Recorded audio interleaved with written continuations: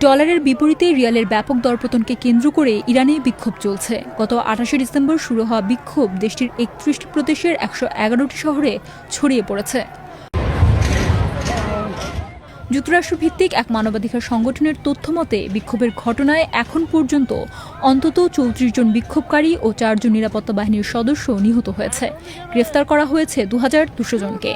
তবে নরওয়ে ভিত্তিক পর্যবেক্ষক ইরান হিউম্যান রাইটস বা IHR জানিয়েছে, নিরাপত্তা বাহিনীর হাতে ৮ শিশুসহ কমপক্ষে ৪৫ জন বিক্ষোভকারী নিহত হয়েছেন। BBC পার্সিয়ান ২১ জন নিহতের পরিচয় নিশ্চিত করেছে, আর ইরানি কর্তৃপক্ষ ৫ জন নিরাপত্তা সদস্যের মৃত্যুর খবর দিয়েছে।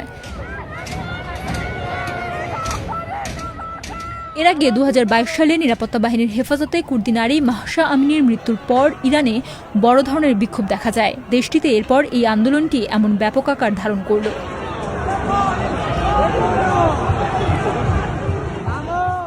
BBC পার্সিয়ান একটি ফুটেজ যাচাই করেছে, যেখানে বৃহস্পতিবার সন্ধ্যায় তেহরান এবং দেশটির দ্বিতীয় বৃহত্তম শহর মাশহাদে শান্তিপূর্ণ বিক্ষোভ করতে দেখা গেছে, যাদের বাধা দিতে পারেনি নিরাপত্তা বাহিনী।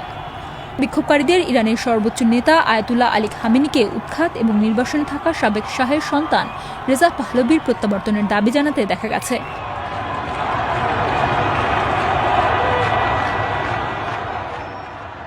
পরে অবশ্য দেশব্যাপী ইন্টারনেট ব্ল্যাকআউটের খবর দিয়েছে একটি পর্যবেক্ষণ দল।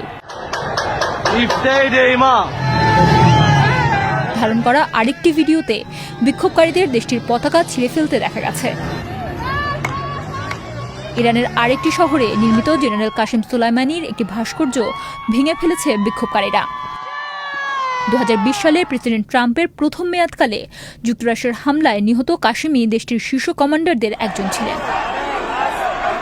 ১৯৭৯ সালে ইসলামী বিপ্লবের মাধ্যমে ইরানের ক্ষমতাচ্যুত নেতার ছেলে রেজা পাহলভি ইরানিদের দাবি আদায়ের জন্য ঐক্যবদ্ধভাবে রাস্তায় নামার আহ্বান জানিয়েছেন। তিনি বর্তমানে ওয়াশিংটন ডিসিতে রয়েছেন। তিনি মার্কিন প্রেসিডেন্ট ডোনাল্ড ট্রাম্পকে শাসন ব্যবস্থা জবাবদিহিতার আওতায় আনার জন্য ধন্যবাদ জানান এবং ইউরোপীয় নেতাদেরও একই কাজ করার আহ্বান জানান। এদিকে বিক্ষোভকারীদের হত্যা করা হলে সামরিক হস্তক্ষেপের হুমকি দিয়েছেন মার্কিন প্রেসিডেন্ট ডোনাল্ড ট্রাম্প। তিনি বলেছেন, আমি তাদের জানিয়েছি যে যদি তারা মানুষ হত্যা শুরু করে যা তারা তাদের দাঙ্গার সময় করে থাকে, তাহলে আমরা তাদের খুব কঠোরভাবে আঘাত করব। এর আগে শান্তিপূর্ণ বিক্ষোভের সময় সর্বোচ্চ সংযম প্রদর্শনের জন্য নিরাপত্তা বাহিনীর প্রতি আহ্বান জানান ইরানের প্রেসিডেন্ট মাসুদ পেজেশকিয়ান। এক বিবৃতিতে তিনি বলেন, যেকোনো সহিংস বা জবরদস্তিমূলক আচরণ এড়ানো উচিত। ইরানের সর্বোচ্চ ক্ষমতাধর ব্যক্তি আয়াতুল্লাহ আলী খামেনি শনিবার বলেছেন, বিক্ষোভকারীদের সাথে কর্তৃপক্ষের কথা বলা উচিত, কিন্তু দাঙ্গাকারীদের তাদের আসল জায়গা দেখানো উচিত।